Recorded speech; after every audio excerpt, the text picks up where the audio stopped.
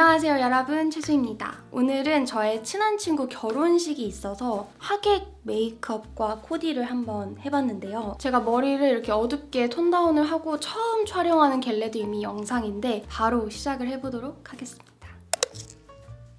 저는 지금 얼굴에 아무것도 안 발랐는데 보시면 아직도 이렇게 피부가 좀 뒤집어져 있어요. 먼저 토너는 에프플로우 세라베리움 앰플 프렙 에센스, 이거를 사용을 할 거예요. 왜 흔들었지? 그냥 써도 되는데? 그래서 화장솜에 좀 듬뿍듬뿍 적셔가지고 스킨팩을 볼 부분에 좀 가볍게 해주려고요. 이 제품은 제가 샘플 단계부터 전달을 받았기 때문에 그때가 아마 8월쯤이었거든요. 근데 지금이 벌써 11월이니까 사용해봤던 기간이 꽤 길어요. 톡톡톡 두드려주면서 전체적으로 흡수를 시켜줍니다. 제형을 보시면 흡수력이 높은 워터 타입의 에센스이기 때문에 저처럼 퍼스트 에센스로 활용을 하시기 정말 좋은 제품이에요. 그리고 남은 잔량은 좀 손으로 두드려서 흡수를 시켜줍니다.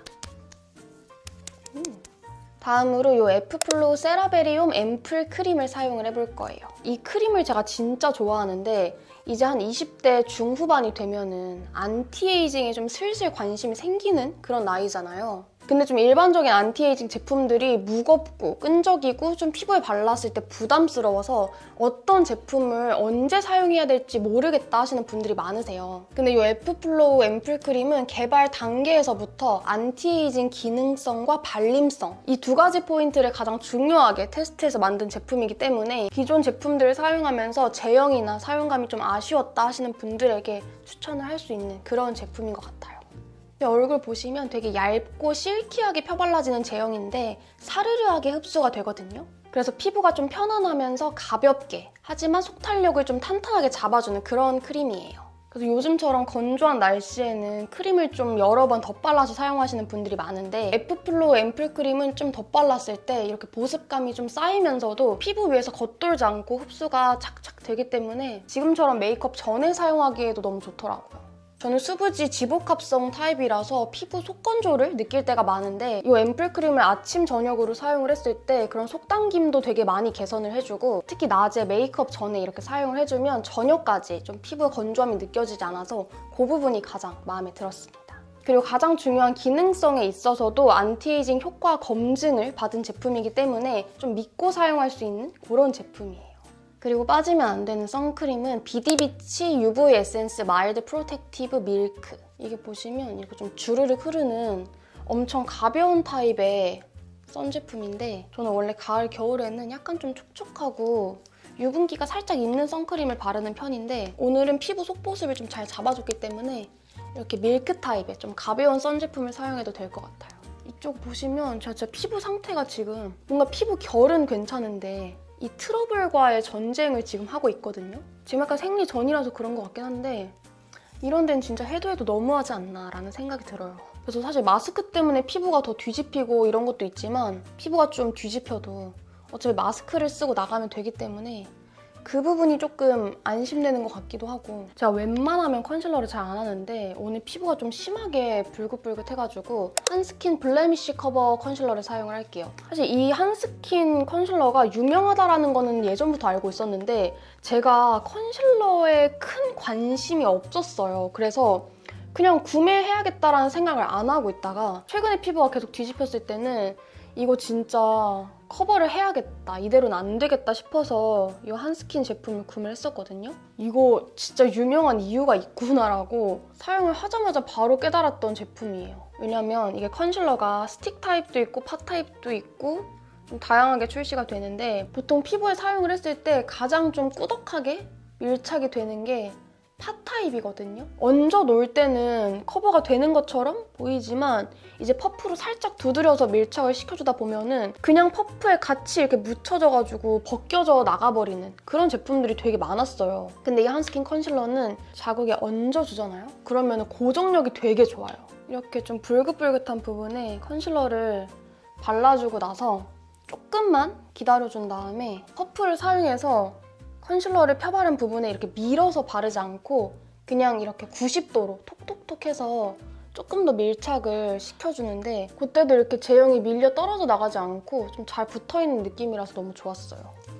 근데 지금 여기 턱 트러블은 너무 심해가지고.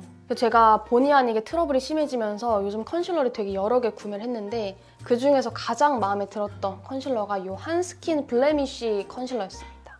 그리고 오늘 파데는 이렇게 두 제품을 섞어서 사용을 할 거예요. 이 VDL 파운데이션도 요즘 되게 유명하죠. 퍼펙팅 글로우 세틴 파운데이션이랑 제가 너무너무 좋아하는 지방시 프리즘 리브르, 이 VDL 파데를 제 친구 코코초가 선물로 줬어요. 자기한테 맞는 쉐이드가 아니라고. 근데 제가 사용을 했을 때 이 VDL V02번 컬러가 살짝 좀 노란기가 도는 느낌이 있어서 지방시 파데랑 섞어서 사용을 해주면은 컬러감이 좀 딱 맞더라고요. 그래서 이렇게 영역을 좀 나눠서 사용 직후에 그런 피부 표현을 놓고 보면은 사실 지방시가 너무 좋은데 되게 얇게 발리는 느낌이라서 아무래도 커버력 부분에서의 아쉬움은 어쩔 수 없거든요. 근데 VDL이랑 섞으면은 제형이 확실히 좀 더 쫀쫀해지면서 커버력은 높아지면서도 좀 예쁜 피부결 자체는 그대로 유지가 돼서 이렇게 섞어서 사용을 하고 있습니다. 그래서 베이스를 이렇게 깔고 지금 전체적으로 피부가 좀 번들거리잖아요. 여기 머리가 이렇게 피부에 닿으면 다 짝짝 달라붙어가지고 이 파우더를 사용해서 특히 여기 머리가 닿는 부분을 좀 집중해서 전체적으로 파우더 처리를 좀 해주겠습니다. 이렇게 파우더 처리를 해주면 마스크에 덜 묻는 것도 덜 묻는 거지만 아무래도 베이스 메이크업의 지속력도 좀 높아지고 머리를 바꾸면서 더 파우더 처리에 좀 신경 쓰고 있는 것 같아요. 그리고 여기 눈가에도 마스크를 껴도 눈은 보이니까 아이 메이크업만큼은 좀 신경 써서 해야 될 것 같아요. 오늘 결혼식에 가는 친구가 제 친한 친구 중에서는 두 번째로 가는 친구인데 그 한 30분, 1시간 되는 시간을 위해서 몇 달 동안 신경 쓰고 고생했을 걸 생각을 하니까 괜히 친구인 제가 마음이 좀 싱숭생숭하더라고요. 그리고 오늘 아이 메이크업은 제가 좋아하는 바비 팔레트 중에서 이 토프 컬러. 토프 컬러가 좀 붉은기가 도는 브라운 컬러도 아니고 약간 좀 눈이 움푹 좀 들어가 보이는 그런 음영감을 주는 컬러거든요. 부어 보이지 않고. 처음에는 좀 얇게 풀어 발라서 가볍게 음영감을 좀 전체적으로 넣어주고 그다음 이제 중간 음영을 줄 때는 조금 더 양을 많이 해서 블렌딩을 해주면 그냥 이 컬러 하나로 음영 메이크업을 다 끝낼 수가 있어요. 완전 초보자이신 분들이 사용하시면 좀 컬러가 딥하다라고 느끼실 수 있는데 토프만큼 손이 좀 자주 가는 섀도우가 없습니다, 진짜. 그래서 두 번째로 발라줄 때는 눈 가까이에 조금 더 깊이 있게 음영감을 잡아줄게요. 근데 제가 20대 후반이다 보니까 아직 제 주변에 결혼한 친구들이 많지는 않은데 결혼식장은 뭔가 갈 때 괜히 막 내가 더 두근거리고 내 친구 잘해야 될 텐데 하는 그런 생각이 드는 것 같아요. 결혼식에 대한 로망이 있으신 분이 계신가요? 야외 결혼식을 꿈꾸신다거나 스몰 웨딩을 꿈꾸신다거나 아이라이너는 클리오 샤프소 심플 블랙 컬러를 사용해서 눈꼬리 부분에만 터치를 해줍니다. 마스카라랑 라인을 그렸더니 눈이 엄청 커졌습니다, 여러분. 여기서 끝나지 않고 제가 아까 사용했던 이 토프 컬러를 좀 얇은 브러쉬에 묻혀서 여기 애교살 그림자를 자연스럽게 그려주세요. 토프가 애교살 그림자 그리기에도 좋아요.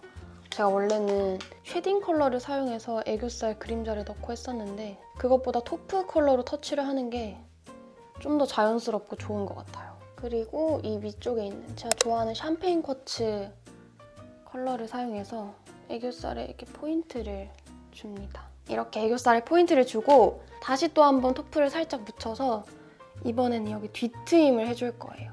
뒷부분에도 음영을 살짝 좀 시원하게 트여 보일 수 있도록 음영감을 한번 넣어줍니다.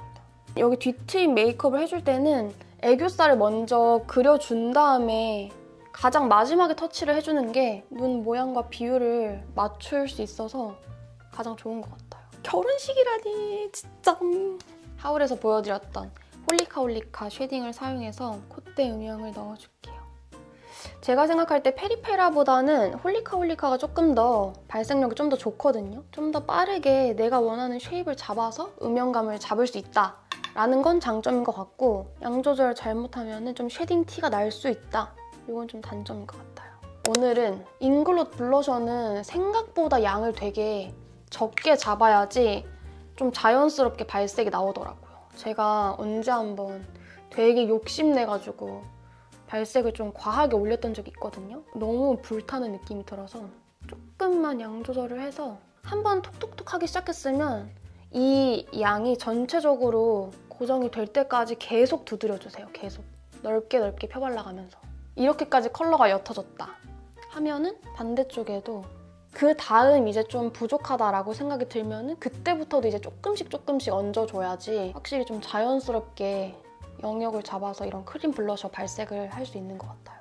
중간에 계속 얹으시면은 오히려 뭉치고 발색 영역 잡기가 더 어렵다는 점. 그리고 크림 블러셔도 은근히 컨트롤이 편한 게 너무 양이 많이 올라갔다 싶으면 사실 다시 파데로 좀 덮어주면 되거든요. 그래서 그냥 편하게 두들기셔도 사실 상관이 없긴 합니다. 이렇게. 그리고 립은 제가 요즘 너무 좋아하는 토니모리 더 쇼킹 립 볼륨 벨벳 3호 클로저 컬러를 사용을 할게요.